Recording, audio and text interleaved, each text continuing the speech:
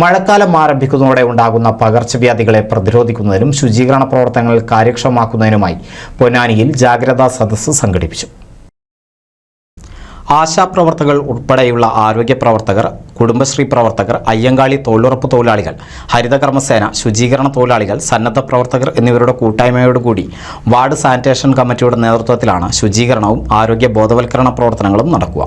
ഈ മാസം 18, 19 തീയതികളിൽ എല്ലാ വീടുകളിലും സന്ദർശിച്ച് ബോധവൽക്കരണം നടത്തും. വെള്ളക്കെട്ട് പ്രയാസം സൃഷ്ടിക്കുന്ന പ്രദേശങ്ങളിൽ നീരൊഴുക്ക് തടസ്സപ്പെടുത്തുന്ന പൊതുകാനകൾ മണ്ണ് നീക്കം ചെയ്ത് വൃത്തിയാക്കും തുടങ്ങിയ പ്രവർത്തനങ്ങൾക്ക് കർമ്മ പദ്ധതിക്ക് രൂപം നൽകി.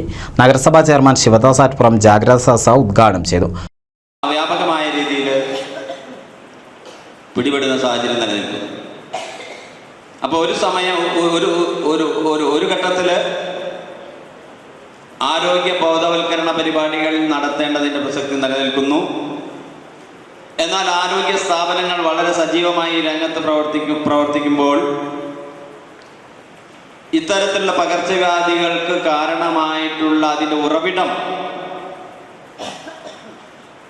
കണ്ടെത്തി അവ നശിപ്പിക്കുന്നതിനുള്ള ജാഗ്രതായിട്ടുള്ള പ്രവർത്തനം നമ്മൾ സാനിറ്റേഷൻ കമ്മിറ്റികളുടെ നേതൃത്വത്തിൽ നടത്തേണ്ടതുണ്ട്. അതാണ് സാനിറ്റേഷൻ കമ്മിറ്റിയുടെ ഏറ്റവും പ്രധാനമായിട്ടുള്ളത്.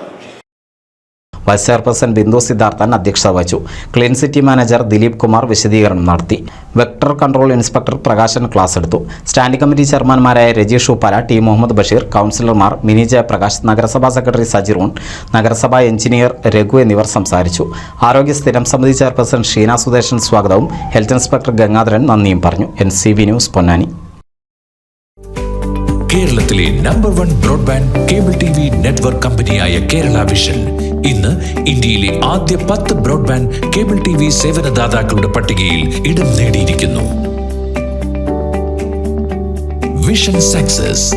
ആഘോഷിക്കാം ഈ അഭിമാന നേട്ടം.